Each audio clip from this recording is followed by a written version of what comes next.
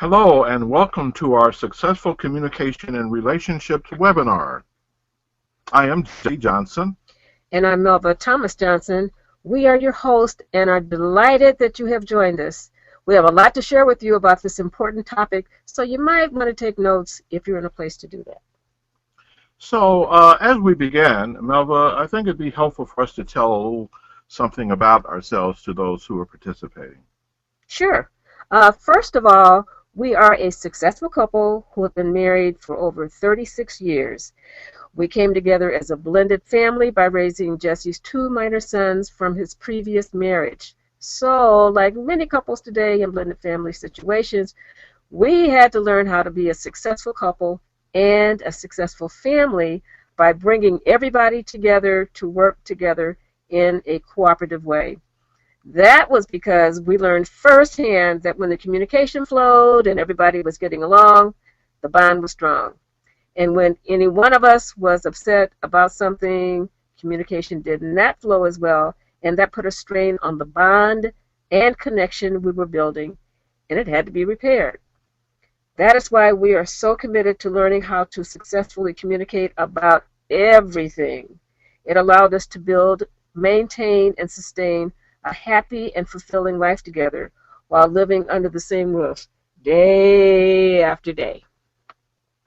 And while it was challenging at times, we really knew that we were deeply connected to each other, we loved each other, and we were committed to learn what we needed to learn to make it work. So, in case you didn't hear me, let me repeat that. I said that we had to learn and then use what we had learned to make our marriage and our family work for all of us. It did not happen by accident. We had to learn and then practice some very specific relationship tools. And without question, the most important was how to communicate successfully.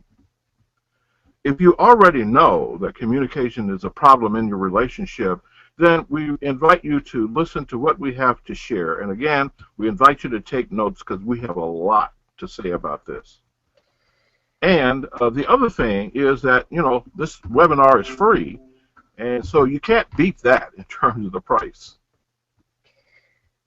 Okay, finally, you should know that both of us are licensed and certified professional psychotherapists and marriage and relationship counselors that for over 30 years we have worked together with couples in our private practice. We conduct relationship seminars for couples. We schedule private counseling sessions for couples in our office. We're public speakers. We're author of the book Mining for Gold in Your Marriage, which is currently available on Amazon.com. We also present webinars like the one you're taking part of today. We've devoted our lives to supporting and enabling couples to have the relationships they have longed for but haven't learned how to make that happen on their own. As we mentioned earlier, today's webinar focuses on what most couples consider as being their number one problem in their relationship. That is, the inability to communicate successfully. And because their communication breaks down, they don't seem to be able to work together in a cooperative way to discuss, resolve, or address those things that come up in their relationship. There are two important things that you will learn from this webinar. The first is what causes a breakdown in communication in relationships, and the second thing you'll learn is some practical steps you can take to improve your communication with your partner, mate, or spouse. Before we go any further in our presentation, we'd like to define what we're talking about so that all of us are on the same page. So let's begin by defining what is communication. The word communication comes from the same base word as commune and communion. Successful communication means to pass on or transmit information or knowledge or thoughts or feelings from one person to another so that it is successfully received and or understood between the parties involved. In short, communication means to share.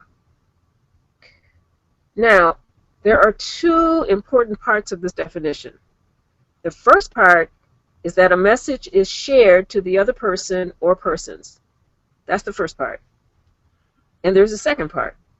That part is the message is satisfactorily received, understood, acknowledged, and a positive, appropriate response is given.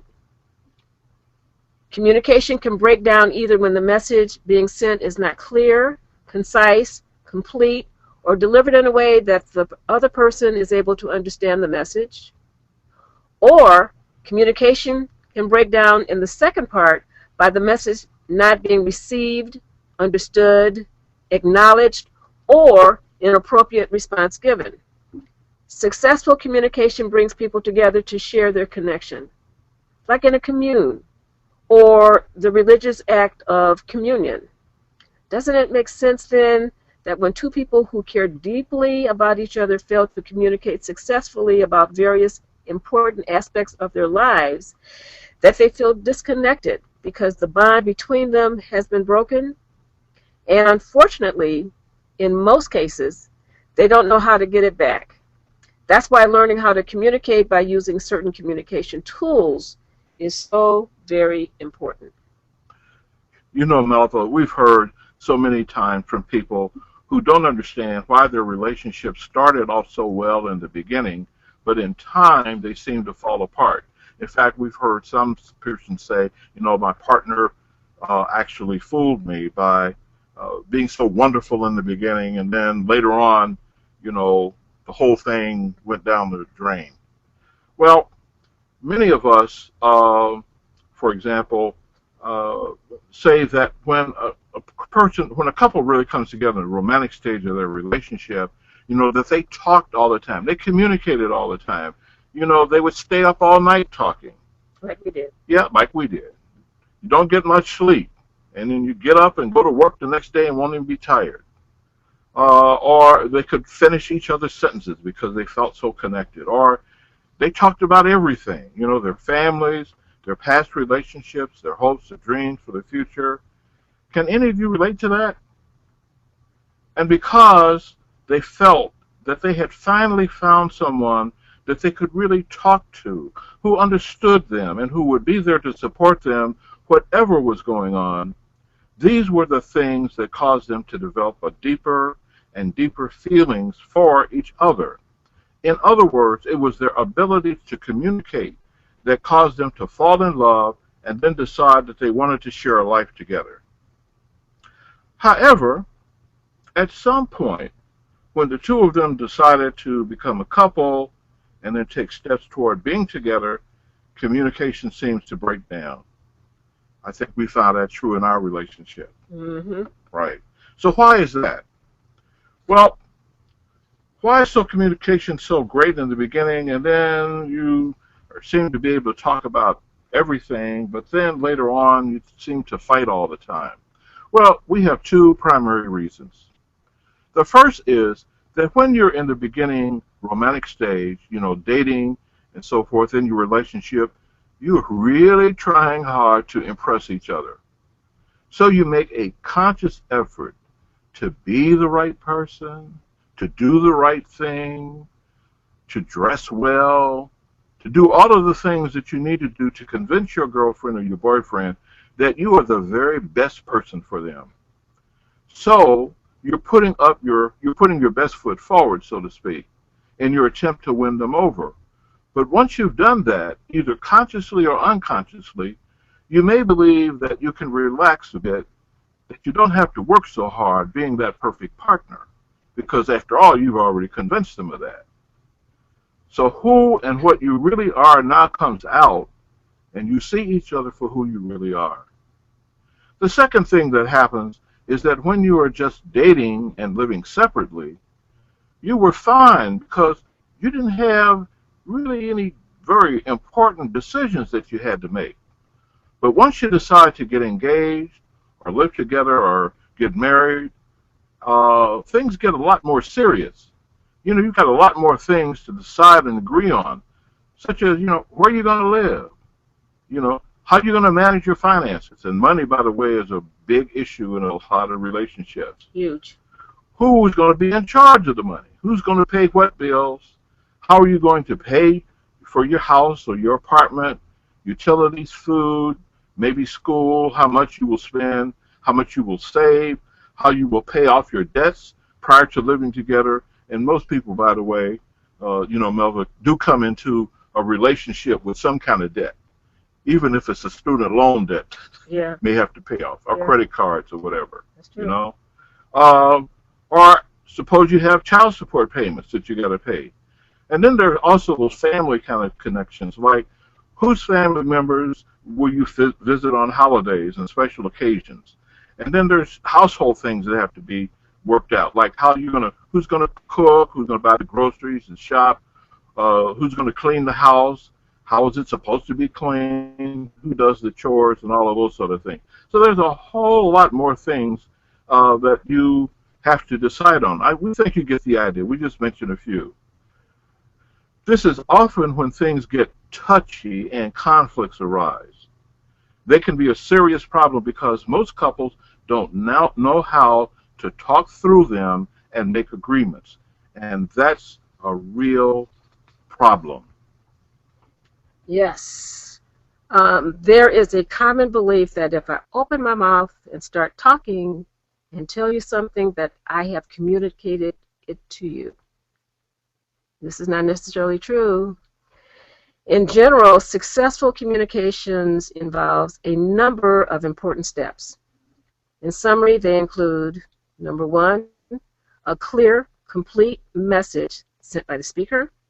Number two, a clear, complete message heard by the listener. Number three, an appropriate response to the message by the listener.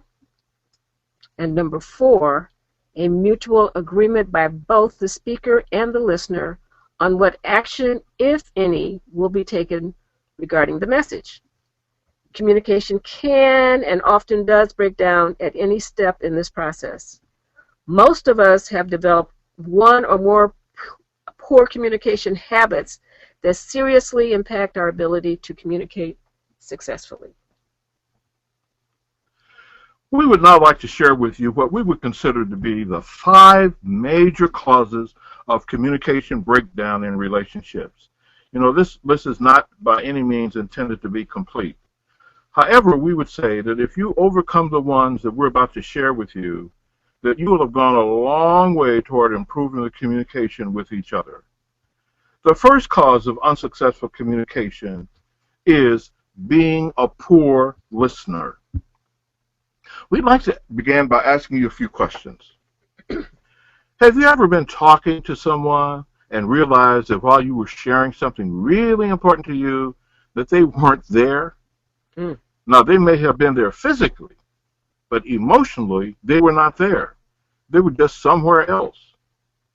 Have you ever been talking to someone and you could tell by their facial expressions or their body gestures that they were either not interested in what you had to say or they didn't agree, so they just stopped listening to you? Have you ever been talking to someone and either they didn't say very much or they didn't respond at all and just walked away and you wondered whether or not they had actually heard you? Ouch.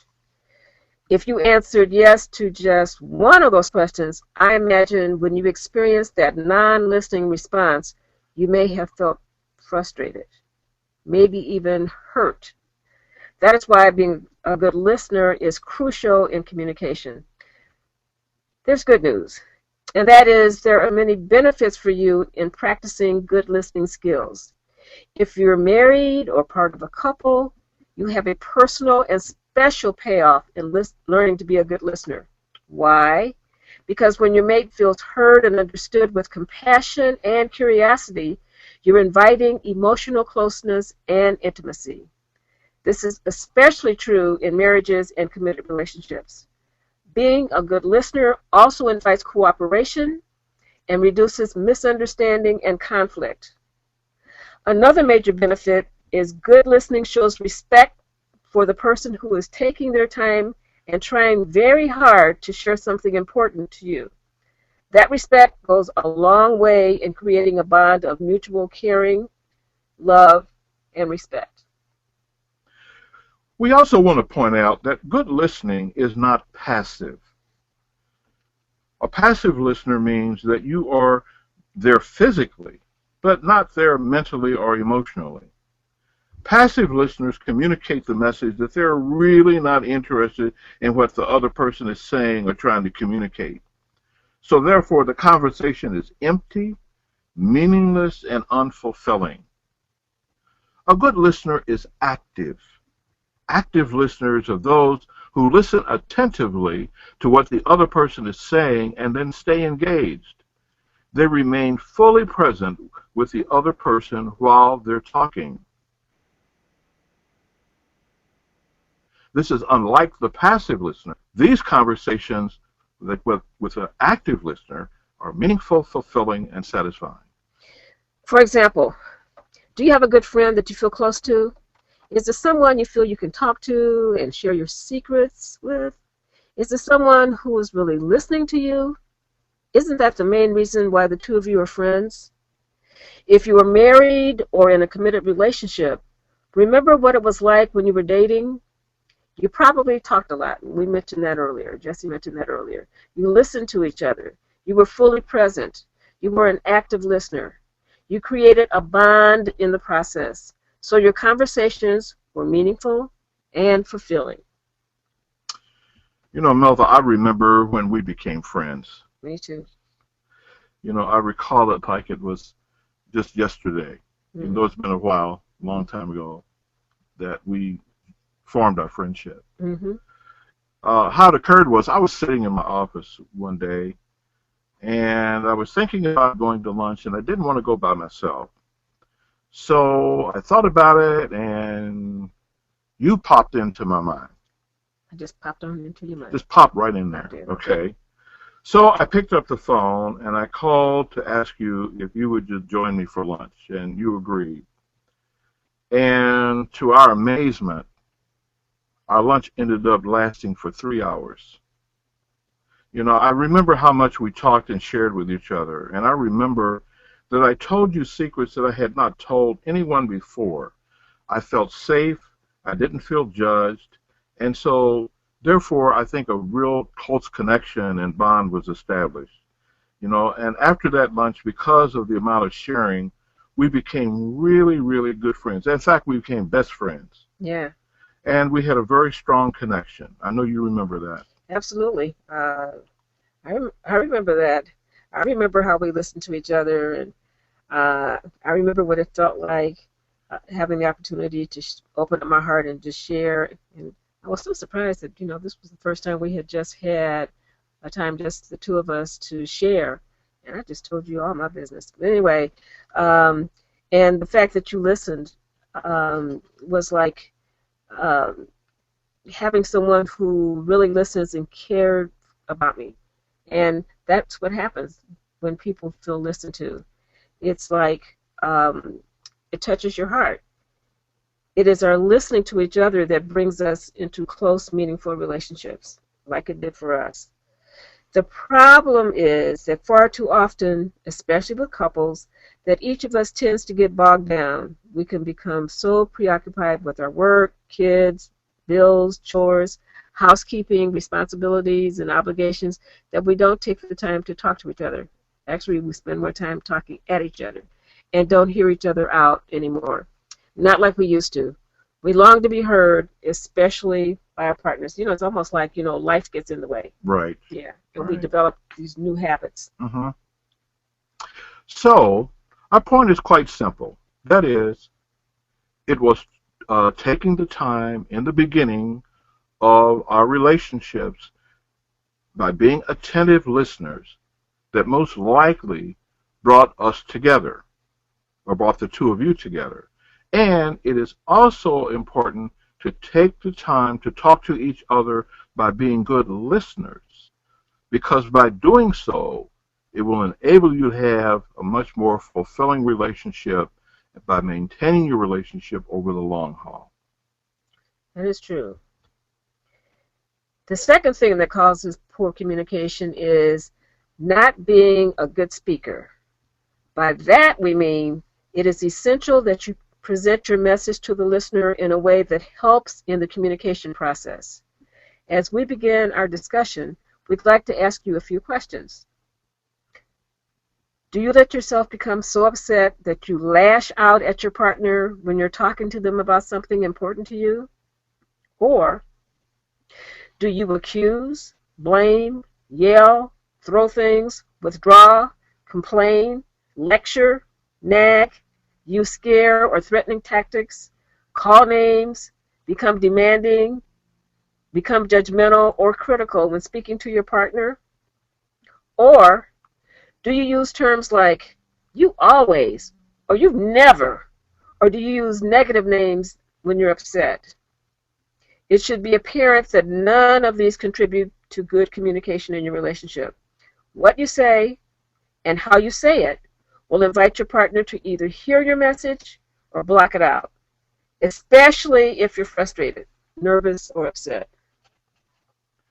You know, what you just said, Melva, is so important that I think it bears repeating.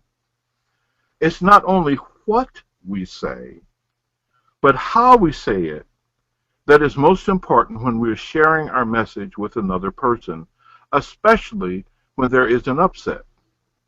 For example, have you ever had the experience of someone talking to you who approached you in the wrong way? You know, it could be either your spouse or a girlfriend or boss or friend or child or whomever. Remember what it was like when they came at you wrong? It didn't feel good, did it? In fact, maybe as you're just remembering this, you may be getting angry or hurt all over again just thinking about it. Did you give them the response that you think that they wanted? Probably not. In close personal relationships, it is extremely important to address the upset or situation in the right way if you want to have a positive response.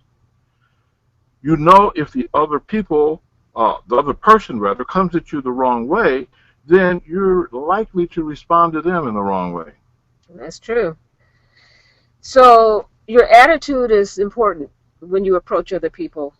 Your attitude is communicated not only by your words, but also by your tone of voice, your gestures, facial expressions, breathing rhythm, body position, and a lot of nonverbal cues communicate as much as, if not more, than what you say. If the other person perceives that you are angry or hostile, they're more likely to respond to that than to anything you're saying. It's an automatic fight or flight reaction, and we see this over and over again in counseling and when we do our workshops, That's that true. people respond more to how the person delivers the message rather than to what they're actually saying. Correct. And also know this, that the closer the person is to you, the more upsetting it is likely to be when you come at them the wrong way and vice versa. We can more easily throw off those things with people that we're really not committed to. You know, the closer we feel to a person, the harder it is. Why? It's because we're not really emotionally invested in the relationship. The more we're invested in the relationship, then the more challenging and difficult it is. When people do come at us the wrong way, we may feel attacked. When we are attacked, we have an immediate emotional reaction, as Melville just mentioned again, and I'm repeating that. We may respond by striking back or withdrawing from the other person, or a combination of both. These responses are our defenses. When we get into the automatic defensive behaviors, we may say or do things that we later regret. Here's a very practical example. Let's say that you're talking to your spouse or partner about something really important to you. You're trying really hard to get them to understand what you're trying to communicate. But for whatever reason, they're just not listening to you, or they're hearing you without really hearing you. Before you know it, you might start talking louder and then louder until you start yelling at them as your upset continues to escalate. Maybe they yell back, and before you know it, you're really into a bad scene, a really intense argument, then you're fighting verbally. If one of you loses control, you might even get into a physical confrontation. Mm. Things like this happen every day in households where someone is really upset when things start off quite simply, but before the couple knew it, things had gotten completely out of control. Why? The way the conversation got started meant that it ended up being quite ugly. You can ask any police officer, and they will tell you that the ones they hate the most are the ones that involve domestic disputes. Hopefully, you will never experience anything like this. We hope that you don't. And that's one of the reasons why we're offering these helpful ideas to help you to avoid these kinds of situations. Yes. Our point in sharing this example is to demonstrate how quickly things can get out of hand if you don't have a way of speaking to the other person so they can hear you and avoid a negative outcome. If you want a positive outcome and you know that you're upset, the first thing to do is to calm yourself down. Take whatever time it takes. Get your attitude in a proper frame of mind before approaching the other person. This is so very crucial because when unresolved issues build up and they keep building up over time, a breakdown in the relationship is certain. And sometimes the relationship is damaged to the point that it gets to the point of no return. Right. Making the effort to contribute to a win-win outcome will have a positive payoff for you, the other person, and the relationship. The third cause in a breakdown in communication is interrupting the speaker Oh, oh, in the middle of what they're trying to share. mm, We imagine that this has happened to all of us. That is, if we haven't done it ourselves. This usually happens when you get into an argument with your partner. One or both of you start arguing over who's right or what's right. If, for example, you feel that you're being attacked or that your ideas are being put down, there's an immediate impulse to interrupt the speaker, to defend yourself, and or to correct the speaker because we believe that what they're saying is inaccurate or just downright wrong. problem. Right. So we know what happens when we're interrupted. It's like slamming the door on the conversation. Why? It's because we feel disrespected, because we have not been able to have our full say on whatever we need to express to our partner. You know, there is a tradition in some cultures of what is called a talking stick. That means that the stick is passed back and forth from one person to the other. Each person speaks and only speaks when they have the talking stick. We have suggested this to couples that we've worked with, and especially those who've had a really hard time interrupting each other. You can use just about anything to pass back and forth. Whoever has the object can speak. The other person must wait until they're through, then pass it on to their partner for them to speak. It it helps, by doing this, and it keeps getting passed back and forth between the persons who are talking until both have been fully heard. That reminds me of couples who have used the talking stick. Like sometimes a person who thinks that they're finally going to be heard, they could go on and on and on and on. So you need a couple of guidelines about that. We're going to get to that later. Right. Some couples we have worked with decided that not only will they not interrupt each other, they also won't make a decision, excuse me, excuse me, or take action until both of them feel that they have been heard. Then they take the next step to arrive at a joint decision that feels good to both of them. Sounds like it takes a lot of time, doesn't it? I know. Mm-hmm. We get that complaint a lot when we work with couples in our workshops and in our counseling. Hey, it took a lot of time for us. Couples sometimes respond by saying something like, while you're doing all that talking and listening, you can go on and handle what needs to be done and then move to the next thing. We tried it. Hmm. Didn't work for us. That's right. Couples who come into our office and workshop, they tried it. Doesn't work for them either. I can assure you it's not going to work for you.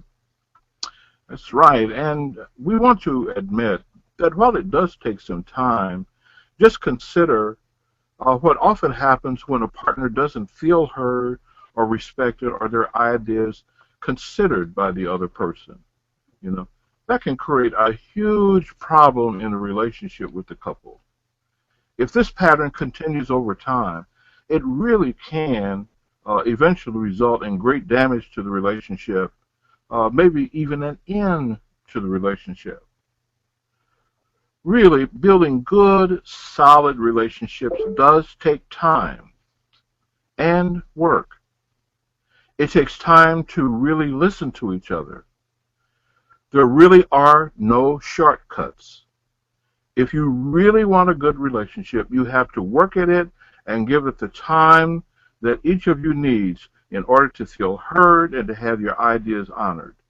You're working through it to a mutually acceptable as well as joint decisions. What Jesse is sharing with you is a secret that nurtures any valuable relationship. This begins to strengthen the relationship layer by layer, conversation by conversation. You see, good relationships are not the ones on a daytime soap opera where instantly and magically two people fall in love, then sometimes just as fast they fall out of love and are on to the next magical encounter. To keep all that drama going, the scripts are purposefully written to keep the characters in and out of a relationship all the time. Erica Kane, for example, has been married at least 8 times. That's TV. If you're expecting a long-term committed relationship to last over time, just know that it will take time and a lot of hard work. It's worth all of it. To be happy, to stay connected, or even reestablish a connection, you must take the time to talk and really listen to each other. Again, let us remind you not to allow your relationship to get bogged down with work, chores, bills, housekeeping, and all those kinds of things that consume all of your time and your attention. You're not really focusing on each other or spending time together. In fact, we know from personal experience that one of the most important things you can do for your children is for them to see you as parents enjoy being with each other, being happy, and having fun. This makes the kids feel secure. They believe that their parents are okay with each other, so they don't have to worry about their future as children or what's going to happen to them if their parents, might be splitting up like so many of their friends' parents have done. When you spend time together, it should allow you time to talk and listen to each other. Do not spend all your time talking about problems, though. Right. In fact, we suggest that you take a very specific amount of time to discuss problems and plan other times to enjoy your relationship by just talking about the kinds of things that you used to talk about when you were dating. And then add more from what you're experiencing together now, as well as what you hope to experience in the future. And sometimes you can spend time just not talking and just connecting and just being together. Right. We have a couple more problems in communicating we want to share, and then we will go begin talking about some recommendations that we would like to suggest to you. But for now, the fourth cause that we think is a real problem in communicating is that either one or both partners are what we call one-dimensional. And by that, what we mean is that they see things only one way and are unable or unwilling to consider that there just might be another way of seeing something, or that there may be more than just one solution to a problem. Often people who have difficulty honoring their partner's different perspectives are really into power and control in the relationship. It's often born out of fear, the fear of not getting or doing something right.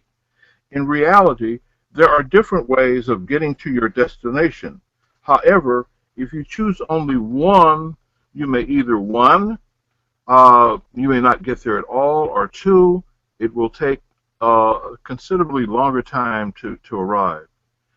It's also unfortunate that far too often it's men, those of us guys, who often have the greatest problem acknowledging the different point of view and ideas of our wives or mates. So we sometimes respond by being extremely judgmental or pushing those who don't give in to our demands, or we may attack people when they're most vulnerable, or we may be giving unsolicited advice and not accept it from others. We may be quite aggressive, but then calling it assertive. Sometimes we may hold on to grudges. We may criticize, threaten, bully, name call, blame, put down, or blackmail a partner. Let's make it clear that we're not suggesting that only men can engage in these kinds of behaviors. I don't want to leave that impression. Or fail to honor their partner by being one-dimensional. Women can do that too. Mm-hmm. However, from our experience, it appears that some men have greater difficulty because of the traditional roles that have historically been designated to men and women. If you are a man and believe that it is your responsibility to dominate your woman, let me say it's a new day. Women have demanded and are demanding to be respected. This means that they insist on being a part of the decision-making process and their ideas and input be respected. The genie is out of the bottle, and she is not going to let us put her back no matter what we say. We're a team. So being a team. Okay. An important first step toward improving communication is the ability to listen and hear each other fully. Some time ago, we discovered that we were not listening to each other and honoring each other's point of view. I know we're not alone. Each of us thought that we had the solution to whatever needed to be handled, and we believed that we had to convince each other that we were right. Mm-hmm. So many times, both of us had ideas, but we didn't see things exactly the same way. So we'd argue over which was right, and we would push each other's ideas aside. We'd go on indefinitely until one of us just gave in. We weren't happy, really, um, but to end the argument and to move on, one of us just caved in or shut down. We recognized that this was not the best way to handle our differences, so we decided that we would hear each other out completely before attempting to make a decision or take any action. Yes. The whole notion of listening and hearing each other requires both partners being willing to suspend their own viewpoint long enough to hear and consider the validity of what the other person is sharing from their perspective. When we're really able to hear each other's points of view, it helps us make better decisions rather than going one way or the other. We have a much broader field of information to take into account when making decisions. One thing that helped us was understanding that there are two realities. Both of them need to be heard and understood with empathy and compassion. It's like we had to learn a new language. And the language, we learned that language by learning how to go into each other's, we call it different countries of reality, and understanding each other, the logic from that place. So it's like when you understand the logic of another person, it's almost like crossing the bridge to the country of their reality and making sure it's understood. It's not right or wrong, good or bad. It's just the way the person experiences the world and processes the situation. The fifth cause of the breakdown in communication and relationship is a disproportionate amount of negativity and criticism in relationships. To us, it's quite simple. Positive energy builds and sustains everything around it. Negative energy does just the opposite. It diminishes whatever is around it, including our partners. Generally, People are better motivated by positive interactions than negative ones. People want to do more for their partner when they are appreciated and acknowledged for the positive things they do. A, a spouse or a partner might be going along really having a pretty good day. When their partner says something that is negative, it's kind of like a discharge or a short circuit in their positive energy. An example of what we mean is demonstrated by a car battery and what happens when there is a negative discharge. We all know what happens when there is a constant discharge of energy in the battery. Little by little, the battery is drained. If it continues, the car simply will not start. It just won't run. The only way to correct it is to charge the battery with positive inflow of energy to rebuild it from the discharge. Now, when your car is operating properly, the car discharges energy to start. As the engine gets started, the alternator recharges the battery with positive energy to replace the energy that was lost. Now, if we can understand this simple illustration of a car, then we can better understand the importance of putting positive energy into our partner. Relationships need positive energy too, if they're going to run properly. The constant day-to-day drains and demands of each partner's life situation discharges their energy.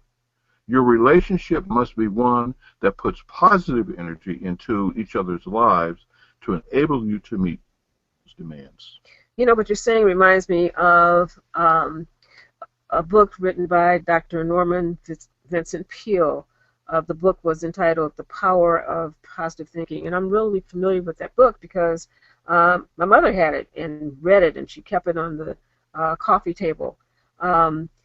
His basic idea was that the more positive we are in the way that we think and see the world, the more of that becomes our way of life, and the quality of our lives improves on many levels.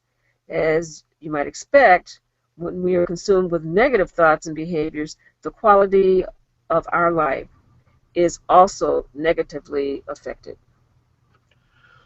What Melva and I have found interesting was the fact that while many people got what Dr. Peel was saying, there were many others who just didn't.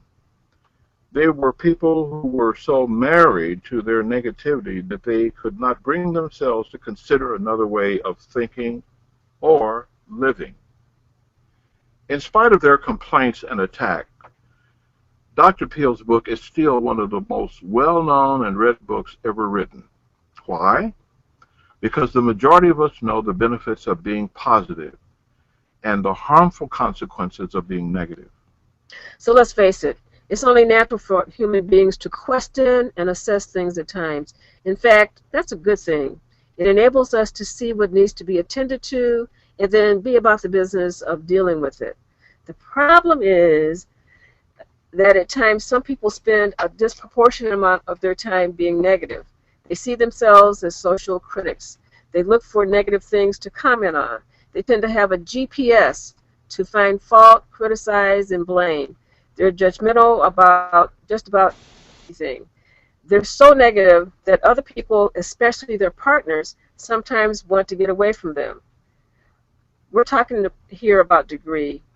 How much time do people spend thinking negatively? As mentioned earlier, it's only natural and good to assess things in our lives and relationships. So according to some research, human beings have somewhere between 12,000 and 60,000 thoughts per day. What we have found interesting, according to that research, is that for most people, 90% of the thoughts they have on any given day are exactly the same as they had the day before. And here's the kicker. 80% of those thoughts are negative. Case in point, the negativity in the headlines in the media. What do we usually hear? The sensational stories. If it bleeds, it leads. That's what somebody told us in the media. In the movie, the drama about who did what wrong or who did something wrong to somebody else. The reality show, the dramas about the negativity about relationships and people not getting along and what have you. And this same negativity shows up in our love relationships, especially when we're frustrated or upset with each other. People who tend to be mostly negative generally are not really very happy people. They pay a tremendous price for it. It not only impacts the quality of their lives, it also impacts their personal relationships, their careers, parenting, and overall life success, as well as their physical and emotional well-being. Sometimes people bring the negativity of their past into the present or a potential relationship. Perhaps they were hurt really bad by someone who they gave their heart to. But in order really to move forward, it is essential that you take whatever learning you can from that experience and that you do not allow it to bog you down in negativity about those people who may come into your life, who may want to love you and care for you, and then trust and allow yourself to have new life experiences. If you're like most couples, it was the positive interaction with each other that brought you together. Doesn't it make sense that relating to each other in a positive way will likely keep the two of you together? To do that, you must be honest and conscious about the negativity you may bring to listening and sharing your message to your mate, especially when you're upset, so that you can become more of a source of safety, encouragement, inspiration, and strength to uplift each other. It is essential to contribute your 100% to 50% of your relationship, and it is also essential that your mate contribute 100% to their 50% of your relationship. Otherwise, both of you will miss a lot. Okay, with this in mind, we now would like to move toward offering 5 practical steps to support you to improve your communications. We've already mentioned several of these in what we have shared in the content of the webinar thus far, but we'd just like to kind of highlight some that we think are really, really important. The first of those is being a good listener. Like we said earlier, the most important key to improving your communication is to really be a good listener. Be fully present when your partner is trying to talk to you. Listen not only with your ears, but also with your heart. Listen without interrupting, without criticizing or blaming or making your partner wrong or any other negative response. Hear them out fully um, uh, you before you say anything or make any kind of a comment. Ask questions to make sure that you understand them correctly, and if you find that you're getting irritated, ask to take a break, set another time to come back together, and then continue the conversation. The second one is to create communication guidelines. So we would highly recommend that you take the time to create some joint guidelines to enable you to have a better communication with each other. Here is one way that we recommend. Each of you take a piece of paper and put at the heading, "Our guidelines for improving our communication." After both of you put the heading on your sheet, then make 2 columns. In the first column, write things to accomplish. In the second column, write things to avoid. Now, based upon your past experience in conversations with your partner as well as with other people, take a few minutes and then brainstorm the things that you know that would be helpful to you and your partner that you would need to accomplish when you're in conversations with each other, as well as the things that you would need to avoid. For example, when you're the speaker, you might want to accomplish speaking in a clear and understandable way so if the other person really gets what you're saying. Another example might be focusing on one issue at a time and getting it handled before going on and talking about, something else. Other examples are, like being respectful of the other person, having a positive attitude, and wanting to have a win-win outcome for both of you. You might take a few moments and make a list of the things that you'd like to accomplish. Remember, this is brainstorming. You want to write down as many ideas as you can without thinking about them, censoring them, or trying to evaluate them. Um, just write them down. Now, let's take a look at your list of things you might want to avoid. That might include things such as speaking in a harsh or demanding manner, or using words or expressions that you know will trigger the other person, such as put downs, threats, or scarisms. Um, Bringing up issues or mistakes, talking about more than one issue at a time, and so forth. Take a few minutes and do your list. Remember not to debate or discuss your ideas. In brainstorming, you just want to get down as many ideas as possible within a short period of time. Now take the next 5 minutes or so to write down the things you want to avoid. So we'd like for you after the webinar to take the time to create your communication guidelines. Now we'd like to suggest the next step. After you've completed your list, put a check mark beside the ones that you agree on, and then don't argue over the ones that you don't. Just let them be for now. Focus on the ones that you agree on. These become your agreed upon guidelines to improve your communication. And in future conversations, take out your list and review it before you start your discussion. It will help you to have a more positive outcome. Plan a time to talk when both of you can be fully present. We recommend the 24-hour rule of thumb. When one partner wants to talk about something, let the other partner know what it is and ask if this is a good time. If your partner says yes, take out your guidelines to improve communication and review them before you begin your conversation. If your partner is not ready, it is important for them to get ready within 24 hours and then invite the conversation. That partner will begin by saying, "I'm ready to hear you." Most of your conversation should include sharing with each other your accomplishments and the other positive life experiences that you're having. We recommend that you plan to have a time to share, to talk about your day, each day for 5 to 10 minutes. If possible, we recommend that it be done in person.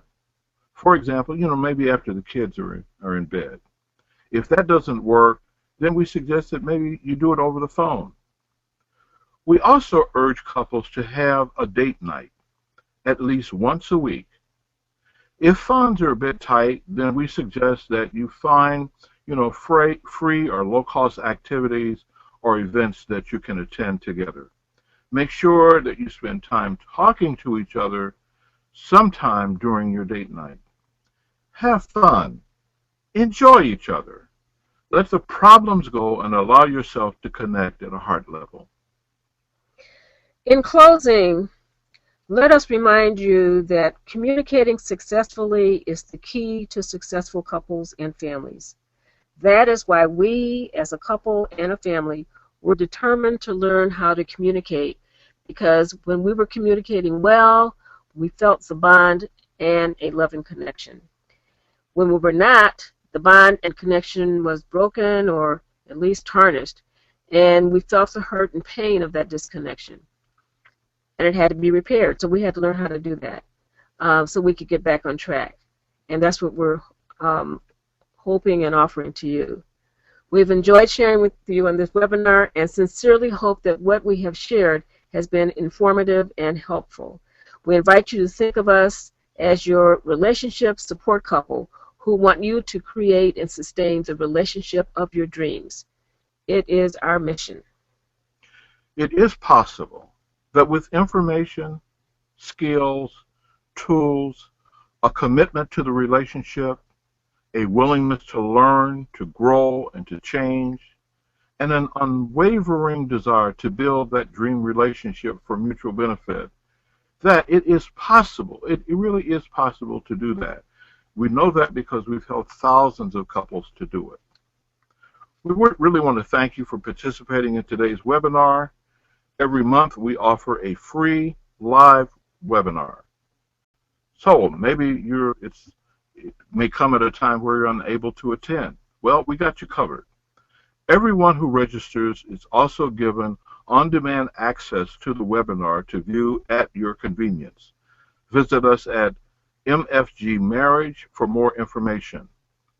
We're also on Facebook.